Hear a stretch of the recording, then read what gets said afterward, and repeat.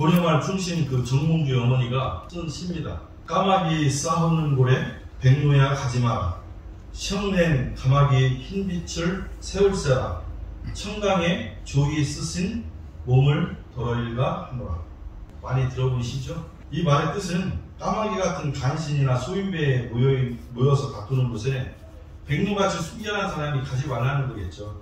거기 가면 이 성난 까마귀들이 하얀 백로를 보고 시커멓게 만든다는 거예요. 그래서 청강에서 깨끗이 씻은 그 너의 결백한 심신이 더러워질까 걱정된다는 그 시입니다. 이게 정몽주 어머니가 쓴 시인데 자기 아들이 어지러운 그 나라에서 충신으로 살기를 기대하는 마음으로 쓴 시겠죠. 근데 사실 수백 년 동안 대부분의 선비는 나라가 어지러워지면요, 현실과 부딪혀서 문제를 해결하려고 하는 것보다 그 상황을 떠나서 자신의 고고함을 유지하기를 더 원했어요. 그래가지고 나라에 문제가 생기면 오히려 귀향을 하든지 산속으로 들어가 버렸다는 것이죠. 본인이 정말 고고하다고 생각이 드는 선비라고 한다면 나라가 어지러울 때 못 배우고 가난한 백성들 곁에서 함께 피부로 부딪히면서 그 문제가 해결할 때까지 위로하는 위치에 있어야 되지 않겠습니까? 근데 대부분 보면은 예전의 선비들이 자신의 고고함을 유지하기 위해서 부딪히는 걸 별로 좋아하지 않았던 것 같아요. 우리가 지금 사도바울 3차 여행 지금 보고 있습니다. 지금 현재 에베소에서 일어나는 일이죠. 오늘 본문이 지난주 본문과 같은 본문인데 제가 하나 더 살펴볼 것이 있어가지고 지난주 본문을 다시 택했습니다. 제가 지난 시간에 몇 번에 걸쳐서 2000년 전 에베소가 어떤 도시였다라는 말씀을 드렸어요. 에베소가 로마 제국의 4대 도시였다고 그랬죠. 4대 도시였기 때문에 발전했던 도시여서 그 로마의 집정관이었던 안토니우스가 이집트 클레오파트라하고 결혼하면서 종종 들려서 보석이나 화장품, 향수 이런 것들을 사가는 그러한 화려한 도시이기도 했다고 했어요. 그리고 263년 고트족에 의해서 아데미 신전이 파괴될 때까지 그 아데미 신전이 현재의 기술이나 과학기술로도 밝힐 수 없는 그 7대 불가사의 안에 들어가 있는 그 건물 아니겠어요? 이 아데미 신전이 있었는데 그 신전 안에서 수천 명의 사제들이 아데미 신전에게 참배오는 그 참배객들과 합법적으로 매춘 행위를 벌였던 그런 장소였기도 했고, 한마디로 얘기해서 이 아데미 신전은 퇴폐의 집약체였다라는 거예요. 특히 이 아데미 신전이 치유의 법권이었다고 해요. 치유의 법권. 우리 그 명동성당 부족합니다. 잘 모르겠는데 범법자들이 명동성당 들어가면은 그거 데리고 나오지 못한다고 그러더라고요. 맞아요. 아데미 신전이 치유의 법권이었대요. 그래서 웬만한 범법자들이 아데미 신전에 거의 몰려 있었던 거죠. 그래서 범죄단이 들끓는 곳이 바로 아데미 신전이었다는 것이죠. 그뿐만이 아니라 이 무당들 그리고 마술사들이 판을 치는 천국이 에베소였다는. 그러면 이 시의 덧입혀서 한번 본다면 이런 시커먼 까마귀들이 우글거리는 에베소에 누가 들어갔습니까? 백로? 바울이 들어갔죠. 근데 바울은 까마귀들을 멀리 떠나서 자기 홀로 고고한 백조처럼 살지 않았다는 거예요. 바울은 에베소 사람들과 분명하게 선을 그었다고 말씀을 드렸죠. 그 선을 그었다는 게 무슨 의미라고 했어요? 구별된 삶을 살았다는 거예요. 그러니까 그 퇴폐와 향락의 판을 치는 에베소에서 바울이 들어가서 그들과 함께 섞이는데 바울은 분명히 자기 자신이 거룩한 삶을 살았다는 거예요. 가능하겠습니까? 가능하죠. 바닷물 짭니까 안 짭니까? 바닷물 짜죠. 그러면 바다 속에 사는 물고기 짭니까 안 짭니까? 짜요 안 짜요? 안 짜잖아요. 신기하지 않습니까? 짠 바다 물속에서 사는 물고기가 잡아서 회쳐먹으면 안 짜요. 바닷물이 바다의 물고기에 영향을 못 주는 거예요. 마찬가지로 바울이 그 시커먼 까마귀들이 우글거리는 에베소에 들어갔음에도 불구하고 바울은 구별된 삶을 철저하게 살았다는 거예요. 그러면서 자기가 백로처럼 사는 게 아니라 그들과 피부를 부딪히면서 부대끼면서 함께 살았다는 거예요. 우리 기독교가 다른 종교와 다른 게 뭡니까? 우리는 속세를 떠나서 자기를 수련하는 종교가 아니에요. 우리 기독교는 우리가 하나님에 의해서 변화가 되면 세상에 나가서 그 사람들과 섞여서 구별된 삶을 살면서 그들로 하여금 하나님을 알게 하는 그러한 삶을 통해서 우리 기독교가 세상에 소금과 빛의 역할을 감당하는 종교다라는 것이죠. 사도 바울은 철저히 이걸 지키고 있는 겁니다. 사도 바울은 이 까마귀들이 우글거리는 에베소에 들어가서 까마귀가 되기는커녕 오히려 까마귀 같았던 에베소 사람들이 백로가 되어서 바울과 더불어 함께 살았다는 것. 대단하지 않습니까? 지난주에 살펴봤지만 에베소에서 어떤 일이 있었어요? 사도 바울이 얼마나 능했는지, 사도 바울이 쓰던 그 땀에 젖은 손수건이라든지 앞가리개조차도 병자나 귀신 들린 자에게 얹으면은 병이 낫고 귀신이 나갔다라고 성경은 말씀하고 있다는 거예요. 또 바울이 귀신 쫓는 모습을 보고 스게야와의 아들 7 아들들이 이거 점치는 거 이거 별거 아니네, 우리 귀신 쫓자 해가지고 사도 바울이 하는 것을 그대로 흉내내지 않습니까? 그랬다가 귀신한테 온통 망신을 당하고 옷까지 다 찢겨가지고 알몸으로 도망가는 사건도 있었습니다. 그리고 또 이 모습을 누가 봤습니까? 까마귀 같았던 에베소의 사람들이 바울이 복음을 전하면서 하는 행동을 지켜보고 있으면서 거기에 마술사들이, 자기네들이, 이 마술사들은 눈속임을 통해서 먹고 살았던 사람들인데 사도 바울이 귀신을 내쫓고 병을 고치는 모습을 보면서 자기네들이 생업을 이어왔던 그 책들을 다 긁어보아서 불을 태웠다는 거예요. 그게 은으로 5만 드라크마라고 했죠. 이 5만 드라크마가 지금으로 따지면 약 50억 정도에 되는 금액이라는 거예요. 대단하지 않습니다. 자기의 생을 다 포기를 해버린 거예요. 왜요? 진리를 발견했기 때문에.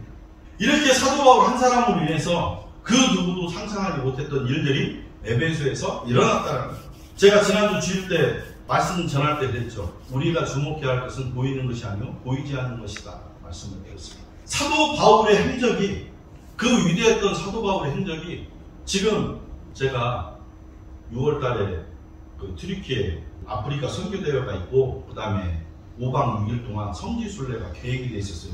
한국 GMS에서 강목사님 오셔서 이제 강의도 하시고 그랬는데 그게 취소됐습니다. 지진 때문에. 제가 늘 아쉬운 것이 제가 가봐가지고 다 보고해야 되는데 맨 서적 찾아가고 참고 자료 가지고 이렇게 말씀을 드리려니까 죄송스럽기도 하고, 어쨌든 한번 다녀오긴 해야 되겠습니다. 어쨌든 제가 주목해야 할 것은 우리가 보이는 것이 아니라 보이지 않는 것이라고 했어요. 사도 바울이 그 위대한 업적, 1차 전도 여행부터 시작해서 4차 전도 여행에서 로마에서 죽기까지 그 위대한 업적들이 다 무너져 내렸다는 거예요. 왜 그랬다고 했습니까? 하나님은 사도 바울의 업적을 보여주기 위함이 아니라 사도 바울이 업적을 쌓을 수 있었던 그 모습을 뒤에서, 그러니까 그 뒤에서 도왔던 하나님의 모습을 보라고 우리에게 말씀하고 있다는 거예요. 바울이나 우리나 다 똑같은 성정을 가진 피조물이라고 말씀드렸잖아요. 바울이 어떻게 해서 귀신을 내쫓고 병든 자를 고치고 이렇게 할 수 있겠습니까? 당연히 하나님이 하시는 거죠. 그런데 이런 에베소에서 이런 이례적인 사건들이 바울에 의해서 일어났잖아요. 우리가 뭐를 직시해야 돼요? 바울이 아니라 바울을 통해서 일하시는 하나님을 바라봐야 된다는 거. 이게 오늘 20절에서 나옵니다. 20절. 다시 한번 읽어보도록 하겠습니다. 20절입니다. 이와 같이 주의 말씀이 힘이 있어 흥황하여 세력을 얻느니라. 아멘. 이 에베소에서 일어난 이 이례적인 사건들은, 그리고 생명의 역사는 바울을 통해서 하나님이 역사하신 거라는 거예요. 그래서 이와 같이, 그러니까 바울이 지금까지 해왔던 모든 이례적인 일들이 주의 말씀으로 인해서 일어나는 건데, 주의 말씀이 힘이 있고 흥하여 세력을 얻었다라고 20절에 말씀하고 있어요. 여기서 우리말 힘으로 해석한 헬라어 크라토스는 권력, 군사력이라는 뜻을 갖고 있는 말이에요. 그리고 우리말 흥황하다는 헬라어로 아욱사노인데 커지다, 증가하다는 뜻입니다. 뭐 별 차이는 없어 보이긴 한데, 우리가 인류의 역사를 한번 살펴보면요, 인류의 역사에 보면 수많은 나라가 권력과 군사력을 앞세워서 세력을 확장했습니다. 그래서 세계를 다스리는 역사들이 비일비재했죠. 그러나 결국 시간이 지나면서 그 세계를 후려하던 나라들이 다 쇠퇴하고 폐허가 되어버리고 사라져버렸다는 거예요. 그러나 주님의 말씀은 결코 사라지는 말씀이 아니라는 거예요. 예수님의 말씀은 결코 힘이 소멸하는 말씀이 아니다라는 거예요. 그래서 세상 사람들이 권력이나 군사력을 가지고 세계를 지배했던 그 힘과 비교할 수가 없음을 말씀하고 있다는 겁니다. 그래서 우리가 주의 말씀을 받아들이면 받아들일수록 우리의 삶이 30배, 60배, 100배 그러한 결과를 맺으면서 힘이 커진다는 거예요. 그래서 주님의 말씀은 힘이 있고 흥황하여 세력을 얻는다라고 말씀합니다. 여기서 세력을 얻으니라고 해석한 그 헬라 이스키오는 이기다라는 뜻을 갖고 있거든요. 우리가 하나님의 말씀, 우리의 힘이 될 뿐만 아니라 세상을 살아갈 때 승리로 이끌어주는 원동력이다라는 거예요. 그래서 우리가 주를 믿는 사람들은 늘 승리의 삶을 살아야 한다는 것입니다. 우리가 주를 믿는다는 것이 무엇을 의미해요? 우리가 주를 믿는다는 것은 하나님의 말씀을 믿는다는 말. 하나님의 말씀을 믿는다는 말은 하나님의 말씀에 힘이 있음을 우리가 믿는다는 거예요. 그 증거가 뭐예요? 지금 에베소에 가보면 그때 그 화려했던 모든 것들, 심지어 아담이 신전까지도 전부 다 허물어져 내려졌다는 거죠. 아담이 신전에 가보면 기둥 하나만 남아있다고 해요. 모든 것이 다 폐허가 버렸다는 것이죠. 그러나 그때 당시에 전성기를 구가했던 에베소는 수많은 사람들이 아담이 신전의 영향력과 지배 속에서 살아갔다는 거예요. 그런데 눈에 보이지 않는 그 주님의 말씀이 그동안 아담이 신전의 영향력을 받고 그 아담이 신전의 지배 속에 살았던 사람들이 보이지 않는 하나님의 말씀에 의해서 변화를 받았다라는 것이죠. 수많은 사람들이 죽게 돌아갔고 사람을 속이는 것으로 밥을 먹고 살았던 그 마술사들도 자기가 가지고 있는 그 생계 같은 모든 것들을 불에 다 태우면서 미련을 뒤로 하고 주께로 돌아왔다는 것이. 이것이 하나님의 말씀의 힘이라는 것이죠. 복음의 힘이죠. 복음의 힘. 이 현상은 사람이 만든 우상과 비교할 수 없는 힘을 가진 것이 주의 말씀이었다는 것이죠. 근데 우리가 세상을 살아가면서 하나님 말씀대로 살지 못한다는 것은 곧 하나님의 말씀이 능력이 있다는 것을 믿지 못하는 삶으로 해석할 수가 있다는 거예요. 우리가 지금 손에 들고 있는 이 성경책이 하나님의 말씀이고 이게 하나님의 힘이라는 거예요. 우리가 살아가는 힘이 이 성경에서 나온다는 것이죠. 어찌 하나님의 말씀을 뒤로 하고 헛두루 살 수 있겠습니까? 정말 이 성경이 하나님의 말씀이고 하나님의 말씀이 우리의 힘이고 능력이라는 것을 믿고 살아간다면 우리가 성경을 묵상하지 않을 수가 없는 것이죠. 그리고 성경 말씀대로 살지 않을 수가 없다라는 거예요. 하나님께서 에스겔 선지자 중에서 이렇게 말씀합니다. 에스겔서 20장 10절에서 12절인데 제가 읽어드리겠습니다. 그러므로 내가 그들을 애굽 땅에서 나와서 광야에 이르게 하고 사람이 준행하면 그로 말미암아 상을 얻을 내 율례를 주며 내 규례를 알게 하였고 또 내가 그들을 거룩하게 하는 여호와인 줄 알게 하려고 내 안식일을 주어 그들과 나 사이에 끄집은 삼았다. 무슨 말이냐면 애굽 땅에서 나온 당시 그 이스라엘 백성들은 하나님의 말씀에 의해 힘을 얻어서 살 수 있었다라는 거예요. 오늘을 사는 우리 역시도 똑같은 거예요. 우리 역시 하나님의 말씀에 의해 힘을 얻고 살아가는 거예요. 그런데 우리가 하나님의 말씀을 힘을 얻고 살아갈 때 힘을 얻으려고 하는 이유가 뭐예요? 세상을 정복하려고요? 그거 아니죠.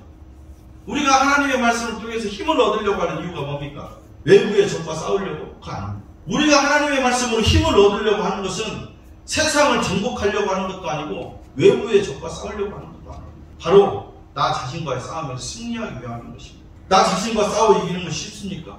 쉽지 않아요. 나조차 나를 속이는 내 자아를 내가 스스로 이겨낸다는 것이 정말 힘든 일이라는 것이죠. 자기 자신과의 싸움에서 이기지 못하면 결국 그 사람은 나조차 나를 속이는 그 자아에 속아서 하나님이 주시는 영원한 생명을 갉아먹는 인생으로밖에 살 수가 없다는 거예요. 그래서 사도 바울은 늘 이렇게 고백하는 거예요. 고린도전서 9장 25절 27절인데 제가 쉬운 성경으로 읽어드리겠습니다. 경계를 하려는 사람은 모든 면에서 자기 절제를 하는 법입니다. 그들은 썩어 없어질 멸류관을 얻으려고 절제를 하지만 우리는 썩지 않을 멸류관을 얻으려고 그렇게 합니다. 이처럼 나는 목표가 없는 사람처럼 달리지 않습니다. 나는 호응에다가 주먹을 휘둘러대는 사람처럼 싸우지 않습니다. 나는 내 몸을 쳐서 굴복시킵니다. 내가 다른 사람에게는 복음을 전했으나 정작 나 자신은 자격 미달이 될까 두렵습니다. 사도 바울은 날마다 자기 자신을 쳐서 하나님 말씀 앞에서 복종시켰다고 했어요. 왜요? 내 속에 있는 내 자신이 나 스스로도 속이는 자아를 갖고 있기 때문에 날마다 우리는 하나님 말씀에서 자기 자신을 쳐서 복종시키지 않으면 안 된다는 거예요. 이 위대했던 사도 바울, 복음을 증거하면서 하나님과 함께했던 그 사도 바울조차도 날마다 자기 자신을 쳐서 하나님께 복종시켰다. 저는 오늘 여기 이 자리에 계신 여러분 모두가 하나님의 말씀에 힘을 입어서 그 힘이 나를 쳐 하나님께 복종하는 위대한 힘으로 믿으시고 하나님의 말씀을 따라서 늘 살아가는 여러분들이 되었으면 좋겠습니다.